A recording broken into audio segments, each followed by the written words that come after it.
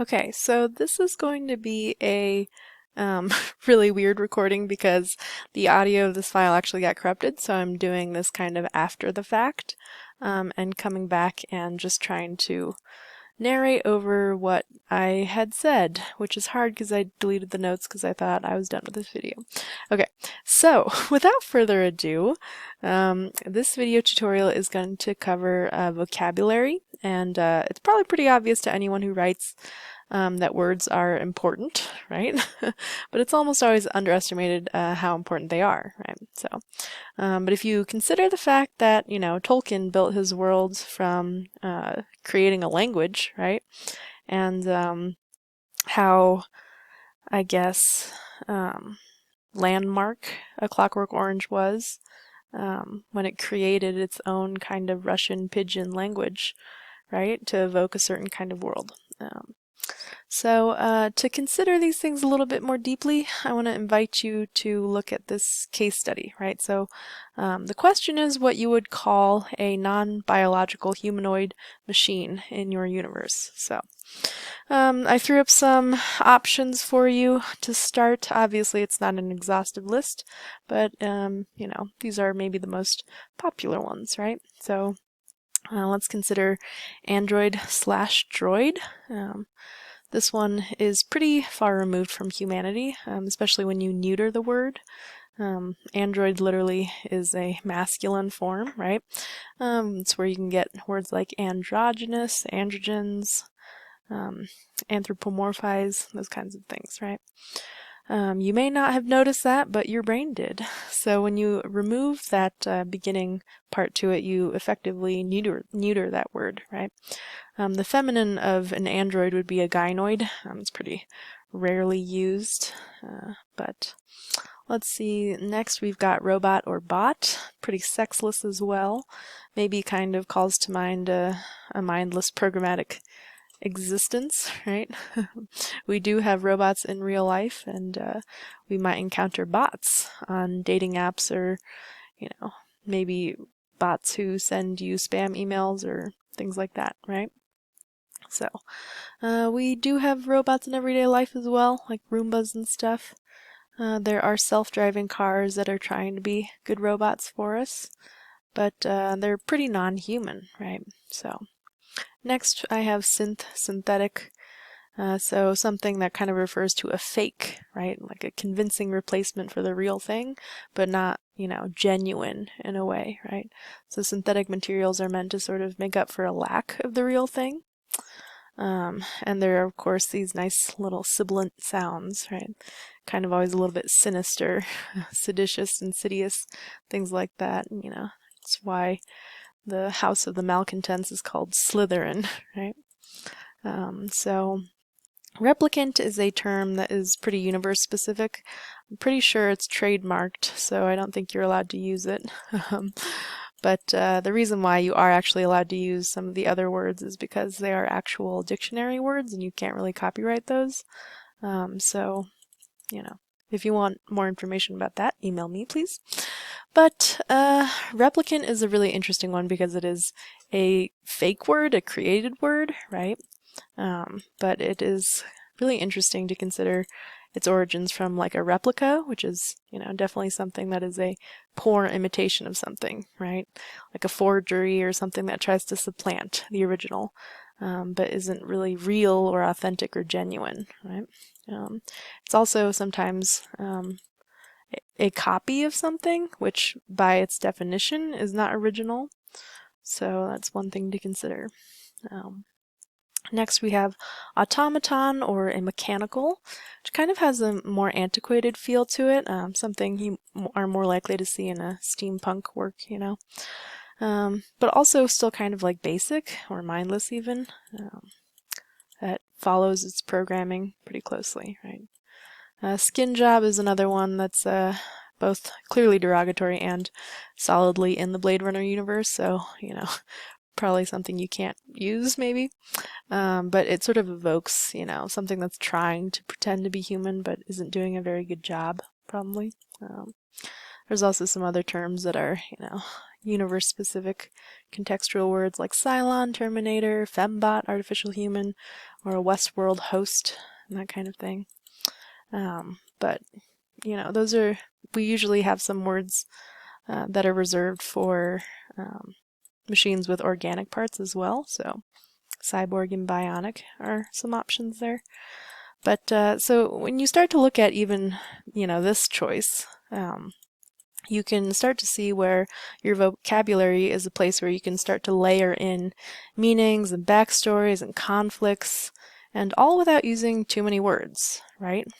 So intertextuality is the sort of interplay between different bodies of text, and it's pretty relevant here. So even when people don't know the full origin story behind, you know, a word like robot, which is short for robota, which basically refers to forced labor.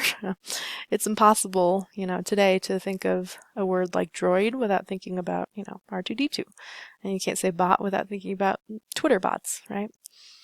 So when you pick out your words, you have to be kind of aware of the modern cultural context that we assign to them, and either choose to lean into those or overcome them by giving them a new context, right?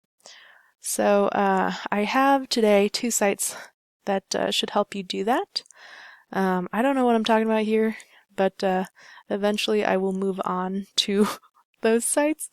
So for now, we're just going to enjoy all of my facial expressions while I probably go on a rant about different etymologies. Right? So,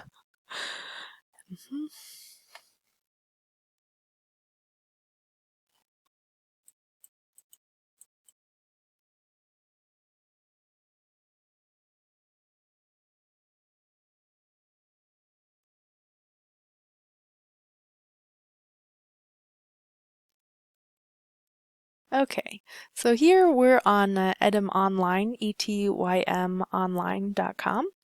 One thing I really like about it is its narrative format. It likes to include a neat little, you know, story basically about every entry that will kind of explain and walk through different meanings of things. So I think the example that I picked is robot. There we go. And here you can see it's, you know, the story behind its popularization, its backstory. You can also see related entries and more to find out some maybe connected words. I click on that and then describe a little bit about what you're seeing, right? On the right side, you also have a nice dictionary entry format, which kind of, you know, evokes the browsing experience. You know, it's something that you tend to lose out on when you do have online entries of things, so I think it's a nice touch that they included it.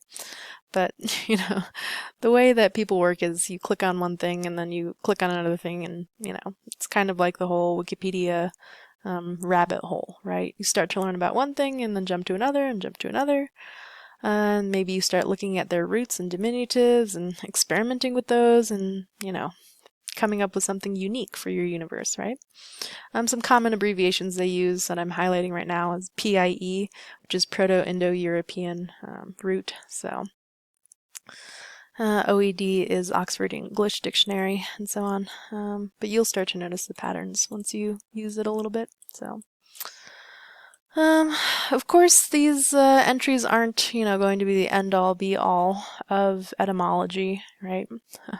You should always be cautious of anywhere that has a simple, easy, basic history, right?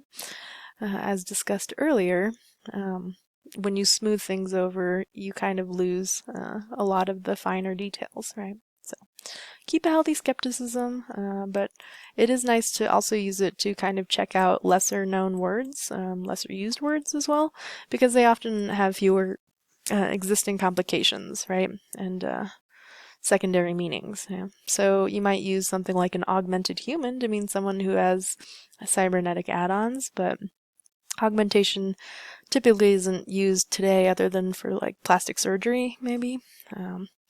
That might be the only case that it's really commonly used.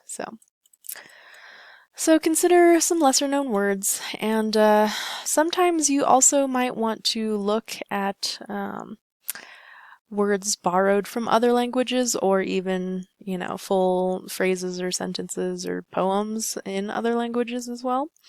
And I don't think that there's anything bad about this. Even Tolkien, to based his Elvish languages grammar a lot on Finnish, and also had Latin, Italian, Spanish influences, right? So you don't always have to try and, be creative in a vacuum, right? So, um, Lexilogos is the next one we're going to use. Let's see if I go over it. Yeah, here we go, Lexilogos. So Lexilogos is basically a compilation website, so they've collected the best dictionaries of different languages, particularly lesser used languages, which is nice, especially when you want to get into the esoteric. As you can see, it is a French-born website. So in a second here, I'm going to move down to the little English flag and click on it so that we can read the English. And then we'll do a couple of test searches in there, right?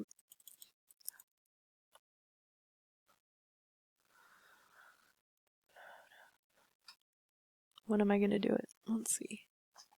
Here we go. Flag. All right. I think the first dictionary that I picked is Ancient Greek, because, stick to what you know, right?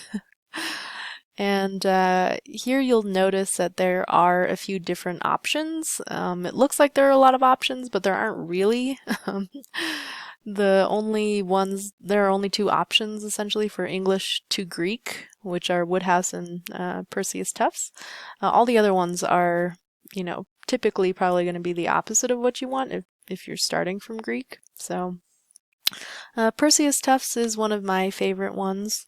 I think we're going to try a basic word, water, here.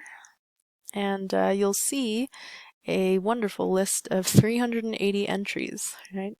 So, of course, the Greeks, being sea lovers, had a lot of different words for water, and verbs having to do with water, right? What water does. So, if we click on the entry word here, if you're interested in salt water, we'll click on that.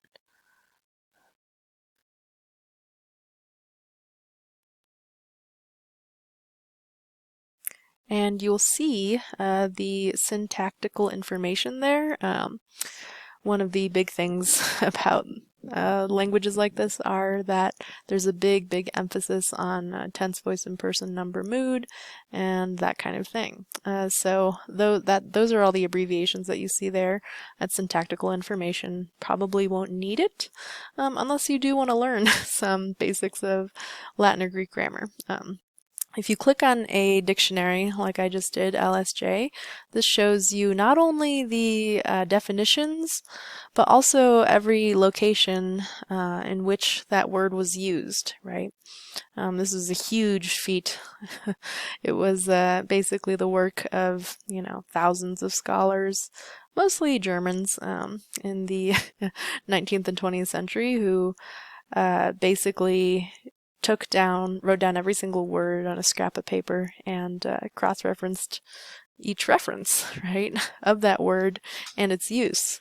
So it's also kindly included the different translations. But I believe I click on one of these to demonstrate where it might take you. Sometimes when you click on them, it'll take you to a Greek translation, and sometimes to the English. It all kind of depends. But, Perseus Tufts is one of the great resources. That one didn't work, so we're going to try the Odyssey one, and there it is in Greek. So, yes. All the abbreviations are kind of standardized. It's just something you get used to as a scholar in this field. So HDT is Herodotus, X is going to be Xenophon, OD will be Odyssey, and so on. So, but it is nice that they give you the translation of the word in context, so some of these have been chosen to be translated a little bit differently, like spray that has dried on the skin or salt incrustation on soil. and it's pretty interesting to see, right?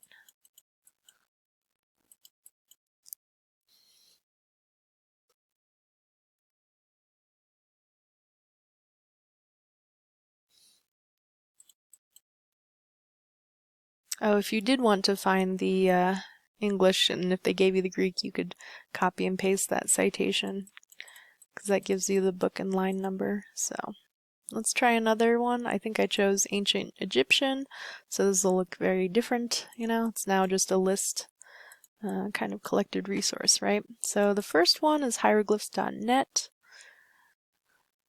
which I almost timed perfectly, but let's see. I've explored it a little bit before. It has a little handy function of a dictionary that you can either use to start in English, a single word, or you can, you know, on the right side there, or left side there, compose or write more things. It's a pretty nifty tool, but I think what I chose is a bird dance. And you'll have the code, the transliteration, and the hieroglyphs.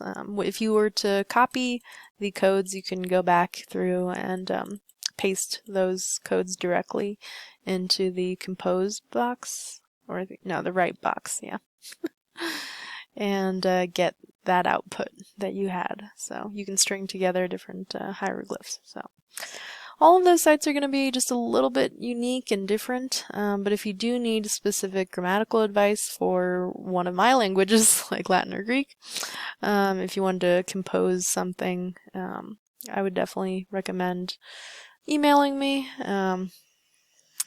You know, I'm here for any of that, always. So, yeah, ask me any questions about languages, or, you know, I'll either be able to help you or I'll know who to direct you to.